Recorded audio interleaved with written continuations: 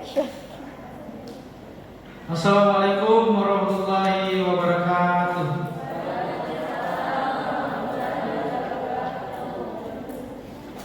Perkenalkan, kami dari kelompok 3 Mandiri. Jadi dalam bahasa daerah mandiri itu Kapolriale atau kesadaran sendiri. Ya. Namun sebelum kami masuk ke materi, kami akan perkenalkan diri masing-masing. Saya Agus Samad dari PTSD 20 Parepare. Kemudian di samping kiri saya Satraman dari PTSD 39 Parepare. Selanjutnya Saya Tatriana dari PPD Puskesmas Majising Namario. Saya Nuril Wirahuniati dari Dinas Pertanian, Kelautan dan Perikanan Kota Parepare. Ya, saya Restiwati Fajri dari Dinas Pertanian, Kelautan dan Perikanan Kota Parepare. ya, itulah tadi anggota kelompok kami.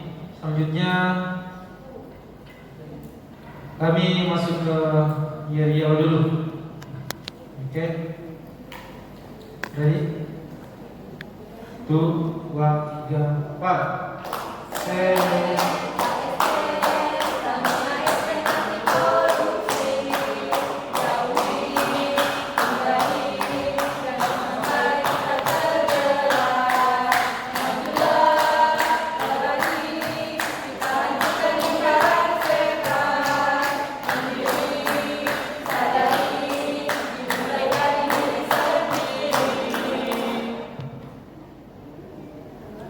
Keluarkan korupsi dari hati kalian. Keluarkan korupsi dari otak kalian.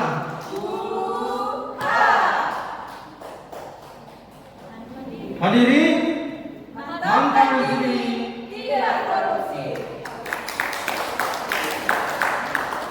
Oke, selanjutnya kami akan masuk ke pokok bahasan dan saya serahkan ke rekan saya.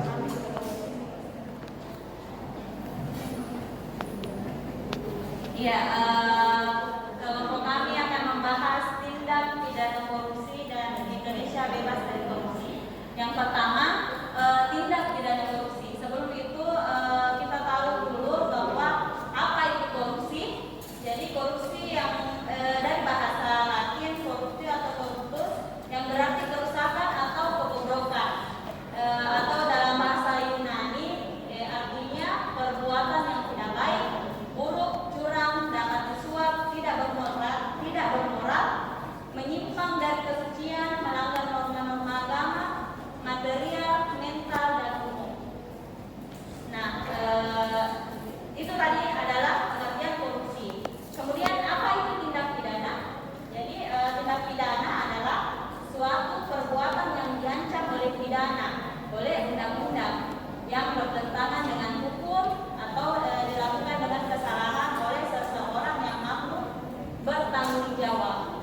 Jadi setelah digabungkan dari korupsi dan tindak pidana, jadi tindak pidana korupsi adalah perbuatan yang buruk, curang dan lain-lain tadi itu yang kita ketahui dari arti korupsi itu yang melanggar undang-undang atau perbuatan yang merupakan tindak pidana, ya, seperti itu. Kemudian dilanjutkan oleh Iwana. Baiklah, saya akan melanjutkan. Masalah tindak pidana korupsi sendiri dibahas berdasarkan Undang-Undang Nomor 31 Tahun 1999. Kemudian ada perbaharuan di Undang-Undang Nomor 20 Tahun 2001. Nah, di sini seperti teman-teman telah ketahui bahwa terdapat 7 kelompok tindak pidana korupsi, yaitu pertama, kerugian keuangan negara. Jadi segala hal yang dilakukan yang berhubungan atau bisa menyebabkan kerugian negara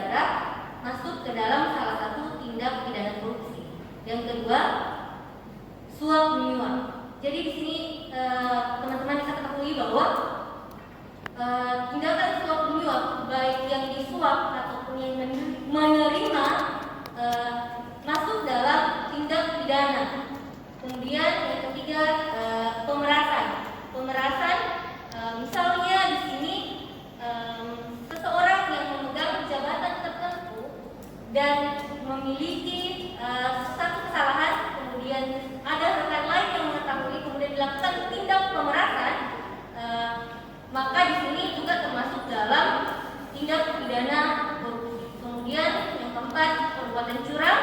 Yang kelima, penggelapan dalam jabatan. Penggelapan dalam jabatan ini bisa juga misalnya dengan jabatannya kita melindungi sesuatu atau tindakan-tindakan yang bersifat korupsi. Misalnya penggelapan dana, sebenarnya kita tahu bahwa misalnya bendahara saya suap, kemudian bendahara saya melakukan tindakan korupsi dengan menguntungkan saya juga, itu sudah termasuk dalam penggelapan dalam jabatan. Kemudian benturan kepentingan dalam pengadaan. Yang paling sering juga mungkin dalam instansi kita masing-masing ada benturan kepentingan dalam pengadaan. Hal ini yang paling sering sekali karena paling likup, yang paling basah. Misalnya untuk pengadaan A dengan benturan kepentingan, misalnya saya karena bekerja sama dengan si pengada barang tersebut memberikan keuntungan kepada saya dengan keuntungan harga tertentu, sedangkan saya menuliskan harga barang di bawah di atas dari yang telah diberikan. Kemudian yang terakhir itu gratifikasi. Gratifikasi ini sendiri kadang-kadang kita salah mengartikan.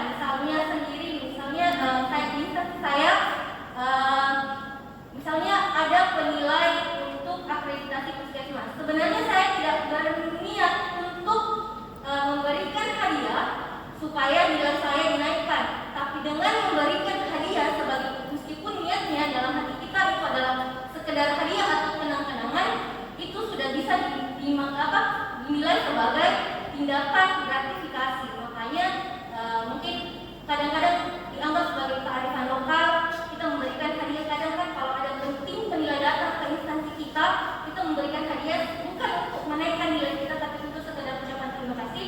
Tapi kadang itu sudah termasuk dalam salah satu gratifikasi atau tindak pidana korupsi. Makanya mungkin lebih berhati-hati lagi di dalam memberikan sesuatu kepada seseorang. Begitu juga ketika kita menerima hadiah dari seseorang. Nah, selanjutnya mengenai Indonesia bebas korupsi. Apakah ini nyata di Indonesia atau sekedar angan-angan? Selanjutnya akan dibahas oleh rekan saya, Pak Busam. Ya, terima kasih rekan saya. Di sini saya sedikit membahas Indonesia bebas korupsi. Saya kira ini adalah suatu pertanyaan besar dan mungkin teman-teman sekalian, Bapak-bapak, Ibu-ibu, sudah mempunyai jawaban tersendiri dan pandangan tersendiri terhadap Indonesia, ya, khususnya kita. Jadi di sini seperti yang kita ketahui bahwa negara yang bebas dari korupsi itu adalah dambaan bagi kita semua, bukan begitu ya? Ya. Namun di sini timbul pertanyaan di dalam pembahasan ini, ya, bahwa apakah negara ini siap untuk melakukan perubahan di seluruh lapisan pemerintahan yang sekarang ini mungkin kita ketahui, mungkin biasa kita lihat di media-media, apakah itu di berita, TV atau di sosial media, banyaknya bapak-bapak pemerintahan di atas yang terjerat korupsi. Saya kira ini adalah pembahasan yang besar yang perlu kita bahas dalam wacana Indonesia bebas dari korupsi. Ya. Namun mungkin di sini saya akan sedikit memberikan pandangan untuk menghindari atau masuk dalam lingkaran Indonesia bebas korupsi di sini. Mungkin di sini kita semua harus ke depannya mungkin lebih hati-hati dalam memilih suatu wakil atau pemimpin.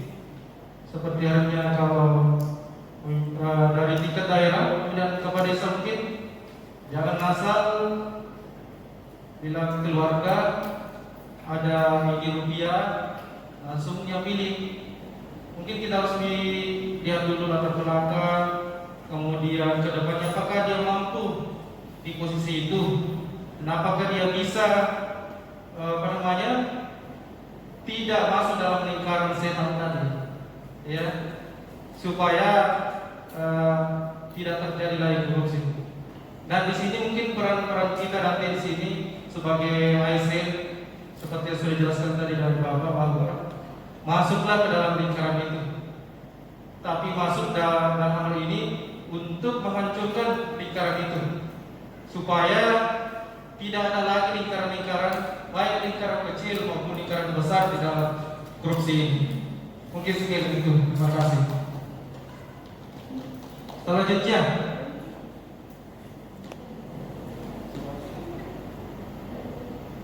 di sini mungkin ada tambahan.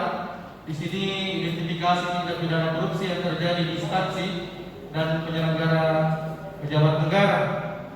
Jadi saya berikan sampel di sini mungkin ini tindak pidana korupsi yang terjadi di kalangan, khususnya kalangan pendidikan di sekolah, karena saya pribadi adalah guru. Jadi salah satu mungkin di sini tindak korupsi dimulai dari korupsi waktu, datang terlambat, pulangnya cepat. Mungkin seperti itu itu adalah tindak korupsi yang paling kecil yang biasa terjadi di sekolah. Dan mungkin ada beberapa rekan-rekan guru yang tidak menyadari bahwa itu adalah korupsi. Dan inilah yang mungkin kita angkat sebagai salah satu isu-isu yang akan kita bahas mungkin. Kemudian tindak korupsi lainnya yang biasa terjadi mungkin di sekolah dalam hal penggunaan dana bos di sekolah.